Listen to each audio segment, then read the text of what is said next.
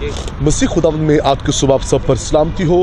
मैं pastor Suhail John एक बार फिर मॉर्निंग डिवोशन के साथ आप सबकी खिदमत में हाजिर हूँ। हम सीख रहे हैं मुर्दा ईमानदार कलीसिया के लिए बदबू का बाइस है। खुदा के लोगों, मुर्दा ईमानदार अच्छी गवाही लिए नहीं फिरता, बल्कि उसकी जो बैड गवाही होती है, उसकी बैड टेस्टिमनी के सबब से लोगों को ठोकर लगती है। कोशिश हो कि हमारी गवाही जो है वो बड़ी बेहतरीन होनी चाहिए। मुर्दा ईमानदार की गवाही भी अच्छी नहीं होती और कई लोग उसकी गवाही के सबब से ठोकर खा जाते हैं। दिमास को हम जानते हैं कि पलूस का शागिर्द था और एक रसूल का शागिर्द होना बड़ी ऑनर की बात है, लेकिन इस शख्स ने, दिमास ने, जो पलूस से सीख रहा था, टीचिंग ले रहा था, इसने जहान को पसंद कर लिया। होता क्या है, जब हम किसी के शागिर्द होते हैं और उसके दौरान अगर हमने जहान को पसंद कर लिया, जैसे कल हमने सीखा यहूदा इस्करियोती रुपए पैसे की लालच में यीशु को 30 सिक्कों में बेच देता है। ऐसे ही अगर हम दिमास की जिंदगी देखें तो पलूस कहते हैं उसने जहान को पसंद कर लिया। लोग मसीह के साथ भी चल रहे हैं और उसके साथ साथ उन्होंने जहान को भी पसंद कर रखा है। दुनिया और उसकी ख्वाहिशों पर उनकी आंखें लगी हुई हैं और ऐसी ज़िंदगी गुजार रहे हैं। और ये वो लोग हैं जो खुदा के साथ भी चल रहे हैं और दुनिया के साथ भी चल रहे हैं, दोनों को खुश रखा हुआ है। जब ये दुनियादार लोगों में जाते हैं, दुनियादार बन जाते हैं, और जब ये कलीसिया में आते हैं, वहाँ ये रूहानी हो जाते हैं। और ऐसे लोग मुर्दा होते हैं और ऐसे लोग ठोकर का सबब होते हैं।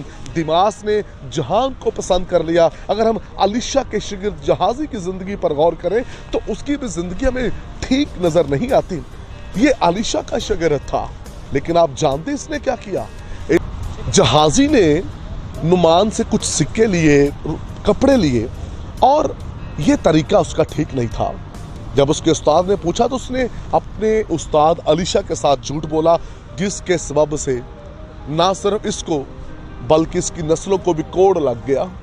मुर्दा ईमानदार जहाँ खुद नुकसान उठाता है, उसके घर वाले भी नुकसान उठाते हैं। उसके रवैये, उसके मिजाज, उसके किरदार के सबब से ना वो खुद स्पिरिचुअल ठीक होता है और इसी सबब से उसका घराना भी दुख उठा रहा होता है।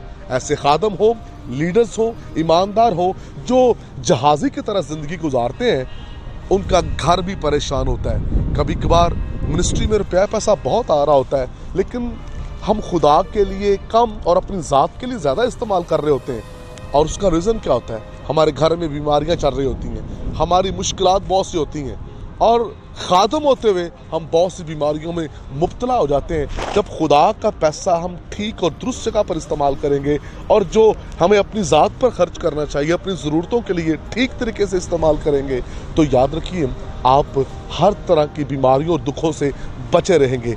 जिंदा ईमानदार एक जिंदा उम्मीद के साथ जीता है। उसकी उम्मीद खुदावंद यीशु मसीह है और उसका ईमान होता है कि यीशु मसीह हर तरह की ज़रूरतें पूरी करने की कुदरत रखता है। खुदा के लोगों, अगर हम शागिर्द हैं तो फिर उस मिजाज, उस स्पिरिट के साथ ज़िंदगी गुजारें।